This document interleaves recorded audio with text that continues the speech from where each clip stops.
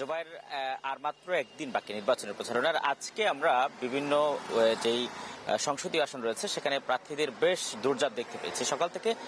বিশেষ করে আজকে কক্সবাজারের এক আসন চকরিয়া পেকুয়ার, সেখানে যিনি বিএনপির স্থায়ী কমিটির সদস্য এবং দলটির প্রার্থী সালাউদ্দিন আহমেদ, তার একটি বিকেলে একটি গণমিছিল হবার কথা রয়েছে, সেটি ইতিমধ্যে শুরু হয়ে গেছে। সেই গণমিছিলে আমরা কিছু কিছু ভিডিও দেখতে পেয়েছি, সেখানে অসংখ্য মানুষের উপস্থিতি দেখা যাচ্ছে এবং সালাউদ্দিন আহমেদ সবার কাছে ভোট প্রত্যাশা করছেন শেষ মুহূর্তে। এবং সেখানকার যিনি জামায়াতের প্রার্থী, তাকেও আমরা আজকে চকরিয়ার বিভিন্ন জায়গায় দেখতে পেয়েছি এবং আগামীকাল চকরিয়া সরকারি উচ্চ বিদ্যালয়ের মাঠে তার একটি বড় ধরনের সমাবেশের আয়োজন করা হয়েছে এবং সেখানে তারা দাবি করছেন যে কয়েক লাখ মানুষ সেখানে উপস্থিত হবেন। এবং অন্যদিকে আমরা কুতুবদিয়া মহেশখালীর যে আসনটি রয়েছে সেখানেও বেশ প্রার্থীদের বেশ দৌড়ঝাঁপ আমরা দেখতে পেয়েছি এবং বিভিন্ন জায়গায় গণসংযোগ করে একদম শেষ মুহূর্তে যে জায়গাগুলো এখন পর্যন্ত টাচ করা হয়নি সেখানে যাওয়ার চেষ্টা করছেন।